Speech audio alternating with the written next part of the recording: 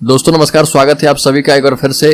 चलिए जानते हैं मध्य प्रदेश की ताजा खबरों को, लेकिन उससे पहले अगर आपने अभी तक इस चैनल को सब्सक्राइब नहीं करो, सब्सक्राइब कर ले, जिससे कि आपको मध्य प्रदेश की ताजा खबर रोजाना मिलती रहे। सबसे पहली बड़ी खबर, 22 जुलाई को सिंधिया के गढ़ में हुंकार भरेंगी प्रियंका गांधी। 34 सीटों पर कांग्रेस की नजर। मध्य प्रदेश विधानसभा चुनाव की तारीखों का ऐलान भी नहीं हुआ है, लेकिन अभी से राजनीतिक दलों ने अपनी कमर कस ली है। एक तरफ मध्य प्रदेश की शिवराज सरकार सभी को साधने के लिए कई बड़े ऐलान कर रही है, वहीं दूसरी तरफ कांग्रेस पार्टी भी पीछे हटने का नाम नहीं ले रही है। आगामी 22 जुलाई को मध्य प्रदेश में कांग्रेस की राष्ट्रीय महासचिव प्रियंका गांधी ग्वालियर का दौरा करेंगी। ग्वालियर केंद्रीय मंत्री ज्योतिरादित्य सिंधिया का गढ़ माना जाता है और सिंधिया ने प्रियंका गांधी के दौरे को लेकर कहा कि अतिथि देवो भव। बड़ी खबर, एमपी में मानवता शर्मसार, दलितों को जूतों की माला पहनाने मामले में एनएसए लगेगा। मध्य प्रदेश में मानवता को शर्मसार करने वाली तस्वीर आ रही। शिवपुरी के नरवर में छेड़छाड़ के आरोप लगाकर 2 दलित युवकों के मुंह पर कालिख पोती गई और उन्हें चप्पलों की माला पहनाकर घुमाया गया। इस मामले में पुलिस ने जिन 6 लोगों को गिरफ्तार किया उन पर राष्ट्रीय सुरक्षा कानून के तहत कार्रवाई की जाएगी। प्रशासन को एनएसए के तहत कार्रवाई करने के निर्देश दिए गए हैं। साथ ही साथ गृह मंत्री नरोत्तम मिश्रा ने प्रशासन को एनएसए के तहत कार्रवाई करने के निर्देश दिए हैं और इनके घर पर बुलडोजर चलाने के निर्देश भी दिए गए हैं। बड़ी खबर, सीधी केस में पीड़ित से मिले सीएम शिवराज, पैर धोकर किया सम्मान, मांगी है माफी। सीधी कांड के पीड़ित आदिवासी से मुख्यमंत्री शिवराज सिंह चौहान ने मुलाकात की। पीड़ित दसमत सुबह तकरीबन 10 बजे मुख्यमंत्री आवास पहुंचे और मुख्यमंत्री चौहान ने दसमत को कुर्सी पर बिठाकर उनके पैर धोए। इसके उपरांत तिलक लगाया गया, आरती उतारी गई और शाल उड़ाकर दसमत का सम्मान किया गया। सीएम शिवराज ने दसमत के साथ हुई घटना पर दुख व्यक्त किया है और कहा कि इससे मन द्रवित है। मुख्यमंत्री ने दसमत से उस घटना के लिए माफी मांगी और दसमत को भगवान गणेश की एक मूर्ति भेंट की है। बड़ी खबर, राज्य में हुक्का बार पर लगने जा रहा प्रतिबंध, सत्र में विधेयक लाने की तैयारी पूरी। सजा का भी होगा प्रावधान। मध्य प्रदेश विधानसभा का मानसून सत्र 11 जुलाई से शुरू होने जा रहा। 5 दिन चलने वाले इस सत्र में कई अहम विधेयक लाए जाएंगे।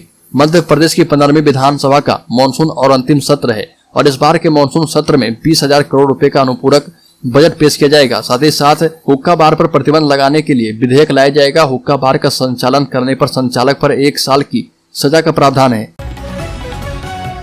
बड़ी खबर, राजस्थान और मध्य प्रदेश का सीमा विवाद खत्म करवाने की कोशिश। 7 जुलाई को दोनों राज्यों के राज्यपाल करेंगे बैठक। राजस्थान और मध्य प्रदेश के बीच लंबे समय से चल रहा सीमा विवाद अब खत्म हो सकता है और दोनों राज्यों के राज्यपाल और वरिष्ठ अधिकारी 7 जुलाई को उदयपुर में बैठक कर सीमा विवाद खत्म करवाने को लेकर चर्चा करेंगे।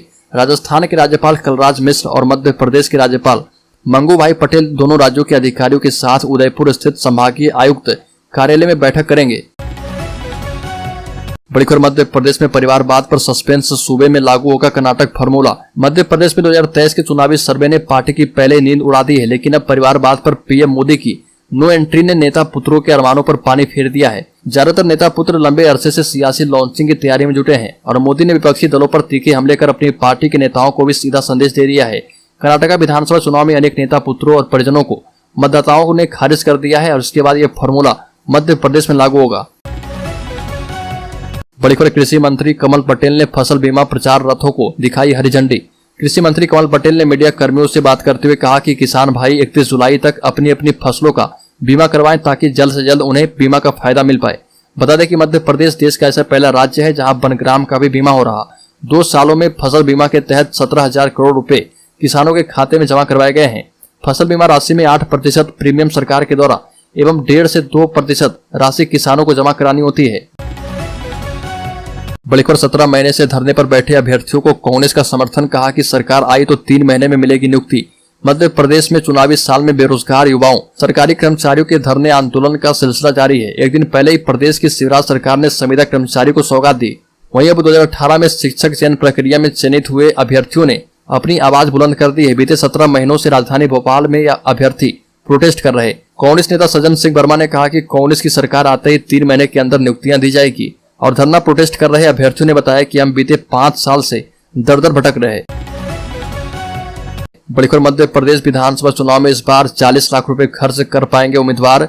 आपको बता दें कि मध्य प्रदेश में साल के अंत में विधानसभा चुनाव में प्रमुख राजनीतिक दल के नेता सक्रिय हैं और शीर्ष नेता लगातार चुनावी सभाएं कर रहे। इस बार के विधानसभा चुनाव में मैदान में उतरने वाले प्रत्याशी पिछले चुनाव के मुकाबले ज्यादा पैसे खर्च कर पाएंगे। कमेटी की सिफारिश के बाद चुनाव आयोग ने लोकसभा और विधानसभा चुनाव में प्रत्याशियों के द्वारा खर्च की जाने वाली राशि को बढ़ाने का फैसला किया है। इस तरह लोकसभा और विधानसभा चुनाव में प्रत्याशी को पहले के मुकाबले ज्यादा राशि खर्च करने की अनुमति मिल गई।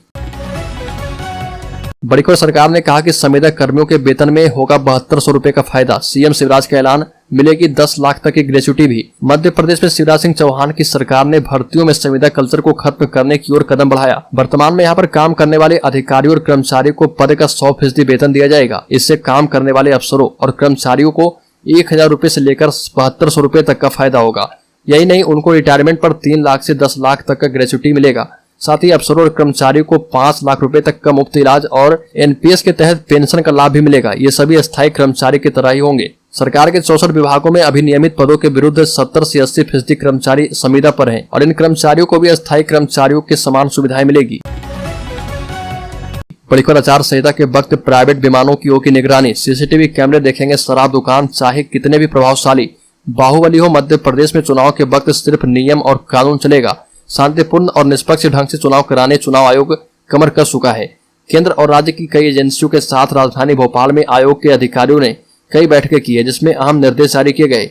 भारत निर्वाचन आयोग की टीम ने बीते 3 दिनों से भोपाल में डेरा डाला था, जहां एमपी में आगामी विधानसभा चुनाव की तैयारियों को लेकर अलग अलग कई मैराथन बैठक हुई। इस बार होने वाले चुनाव में धनबल, शराब और अन्य तरीकों से वोटर्स को प्रभावित करने वाले लोगों पर निगरानी रखने के लिए कई आधुनिक तरीके अपनाए जाएंगे और किसी शहर के यातायात साधनों में सड़क से लेकर हवाई सफर करने पर वालों पर भी निगरानी होगी और जानकारी के मुताबिक प्राइवेट विमान भी जांच के दायरे में होंगे।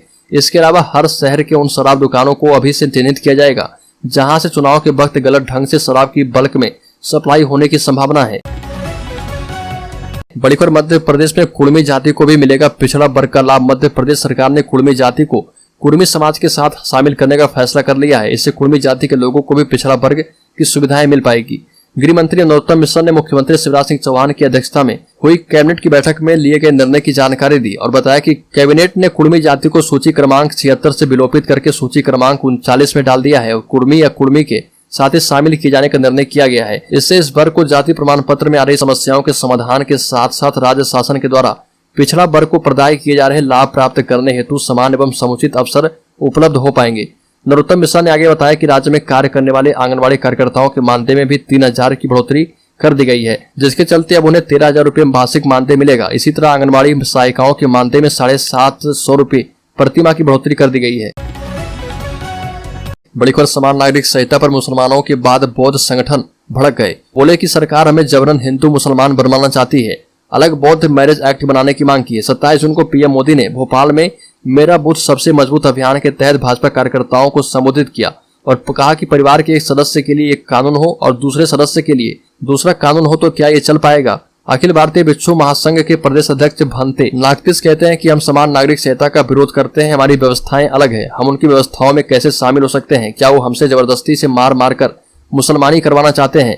क्या जबरदस्ती हम बौद्धों को हिंदू बनाने की प्रक्रिया चल रही है? ऐसा है तो लोकतंत्र किस बात का? लोकतंत्र में हर धर्मावलंबी को अपने अपने धर्म को स्वतंत्र रूप से मानने या मनाने का अधिकार है। यह अधिकार हमारा कैसे छीन लिया जाएगा? भंते नागतिस कहते हैं कि बौद्ध समाज के बीच इन मुद्दों पर बातचीत जारी है। बौद्ध समाज समान नागरिक संहिता जैसे विचार का विरोध करेगा।